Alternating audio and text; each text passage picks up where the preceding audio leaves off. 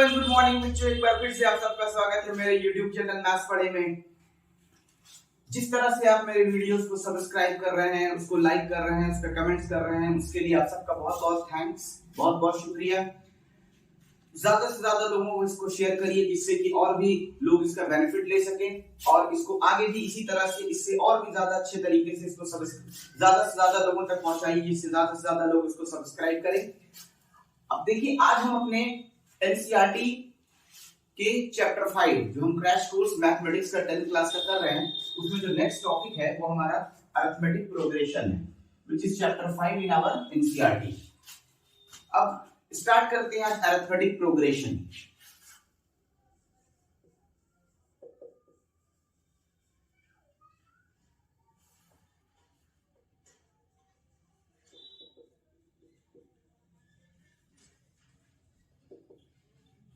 Now क्या है ये अरिथमेटिक प्रोग्रेशन, क्या है ये एपी?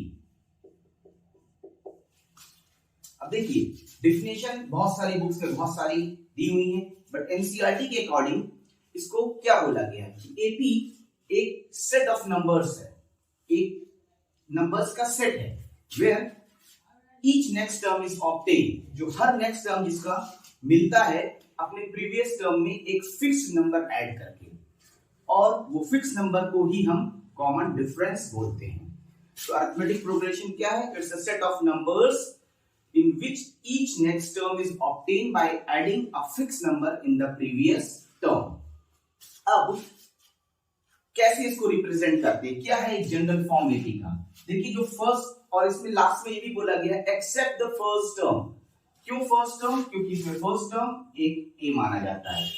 अब बोला क्या था according to definition, each next term is obtained by adding a fixed number in the previous term. तो अगर हम ए में एक डी ऐड कर दें तो ये मुझे नेक्स्ट टर्म मिला, फिर इस डी में ए प्लस डी में एक और डी ऐड करें, ए प्लस 2d मिला, और ऐसे ये चलता जाएगा चलता जाएगा चलता जाएगा।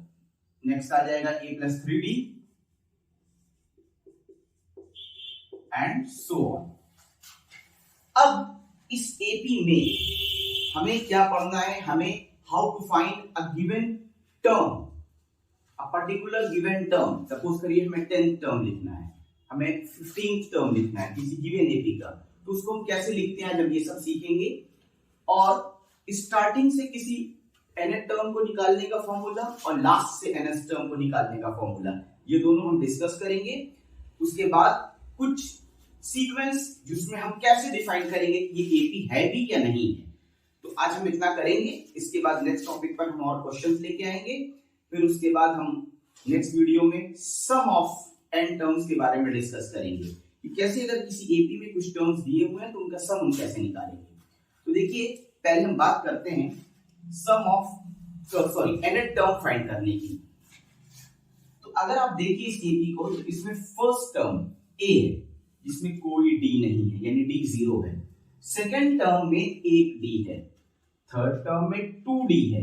तो nth term of an AP, यहां पर हम एक चीज और लिखना चाहेंगे, फ्रॉम स्टार्टिंग, क्योंकि हम दो तरह के फॉर्मूला पढ़ेंगे, एक फ्रॉम स्टार्टिंग एक फ्रॉम एंड।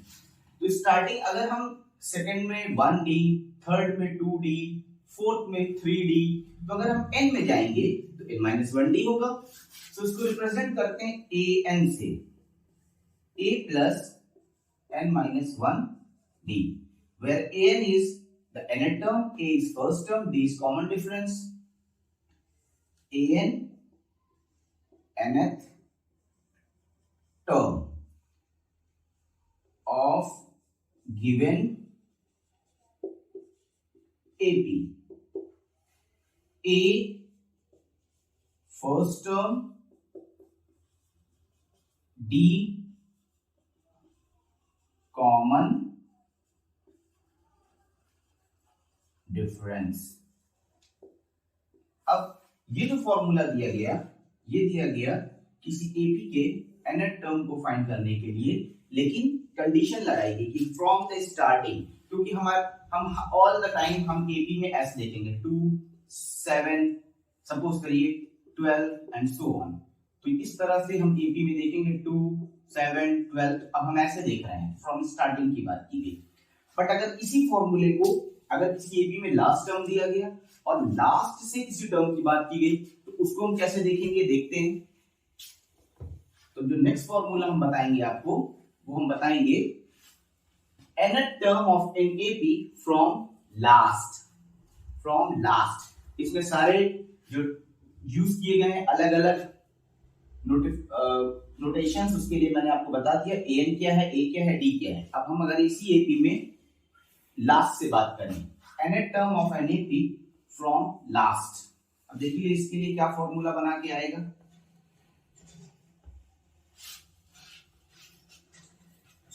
फ्रॉम लास्ट, इसके लिए फॉर्मूला दिया गया an is equal to l minus n minus 1 into D. अब देखिए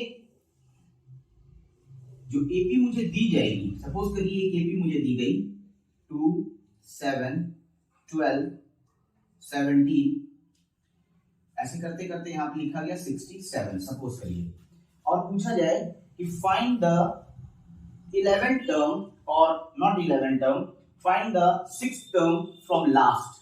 तो इसके लिए हम ये फॉर्मूला लिखेंगे, बट जो मेरा डी कैलकुलेट होगा वो इसी साइड से कैलकुलेट होगा।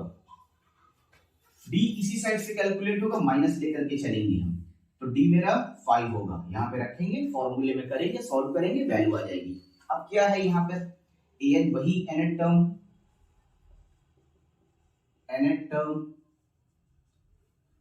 l क्या है लास्ट टर्म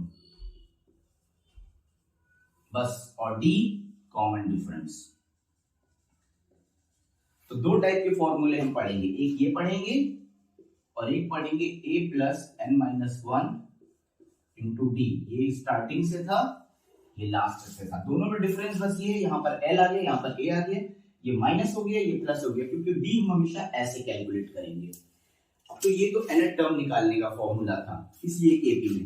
बट अगर कोई सीक्वेंस हमें दिया गया और हमें बताया जाए कि पूछा जाए कि ये एपी है भी या नहीं है, तो हम ये कैसे डिसाइड करेंगे कि ये एपी है कि नहीं।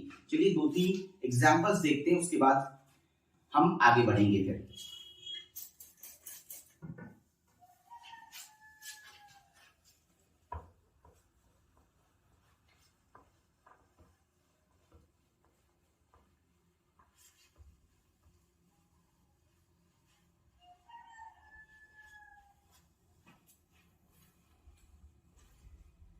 अब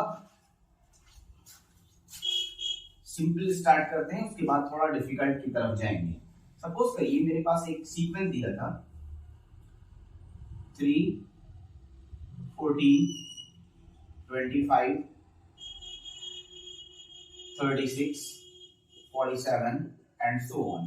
अब हमसे पूछा जाए कि ये गिवन सीक्वेंस एपी है कि नहीं, उसके लिए क्या हम फॉर्मूला अप्लाई करेंगे। कोई फॉर्मूला सच नहीं अप्लाई करना इसमें रहेगा, हम इसमें सिर्फ हमें कॉमन डिफरेंस चेक करना है, क्या किसी भी दो टर्म का डिफरेंस सेम आ रहा है कि नहीं आ रहा है। अगर सेम आ रहा है तो वो एपी है, अदरवाइज वो एपी नहीं है। तो देखते हैं, अगर हम इन दोनों के बीच का डिफरेंस देखें तो डी आ रहा है 11, हम इन दोनों के बीच का डिफरेंस देखें तो डी आ रहा है 11, हम इन दोनों के बीच का डिफरेंस देखें तो डी आ रहा है 11। So the given sequence is an AP। अब कुछ फ्रैक्शंस में नंबर आ जाए, किसी और चीज में नंबर आ जाए, तो हम कैसे क्या करेंगे, तो चलिए उसमें भी देखते हैं। एक दूसरा सीक्वेंस ले रहे हैं हम। सपोज करिए मेरे पास एक सीक्वेंस था 3/4 comma 3/2 comma 5/4 comma 2 and so on. अब इसमें अगर हम चेक करें किसी दो टर्म्स के बीच का, हर टर्म्स के बीच का डिफरेंस देखें, तो यहां पर हम देख रहे हैं इस डिफरेंस क्या आ रहा है, डिफरेंस आ रहा है 3/4। इन दोनों के बीच का डिफरेंस देखें, इसमें डिफरेंस क्या आ रहा है 6 - 5 1/4। फिर इन दोनों के बीच का डिफरेंस देखें तो 8 3/4। अब देखिए ये तो ठीक था, ये तो ठीक था, बट ये डिफरेंस सेम नहीं था, तो ये एक एपी नहीं होगा। कुछ और देखते हैं। सपोज करिए मेरे पास एक क्वेश्चन है, √3 √27 √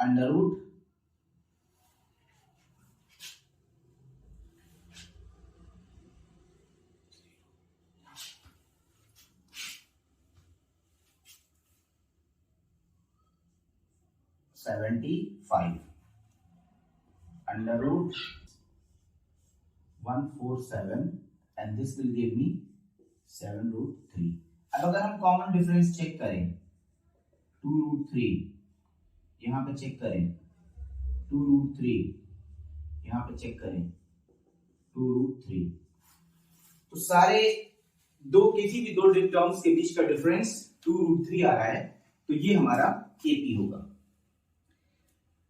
अब इस पर बेस जो क्वेश्चंस एन टर्म पर बेस जाएंगे वो हम अपने नेक्स्ट वीडियो में लेकर के आएंगे आपके लिए, और उसके बाद नेक्स्ट वीडियो में हम सम ऑफ एन टर्म्स की बात करेंगे और उस पर बेस कुछ क्वेश्चंस करेंगे। देखिए बहुत सारे फिर से एक बार डिफिकल्ट क्वेश्चंस एक्सक्लूड कर दिए गए हैं सीबीएसई के सिलेबस में से, तो हम बहुत ज्यादा डिफिकल्ट क्वेश्चन की तरफ फोकस नहीं करेंगे क्योंकि हमें बोर्ड में नंबर स्कोर करने हैं। तो आज के लिए इतना ही। हम प्लीज मेरे वीडियोस को मेरे मैथ यूट्यूब चैनल मैथ्स पढ़े को प्लीज सब्सक्राइब करिए, उसको लाइक करिए और लोगों तक शेयर करिए। तब तक के लिए bye bye, have a nice day.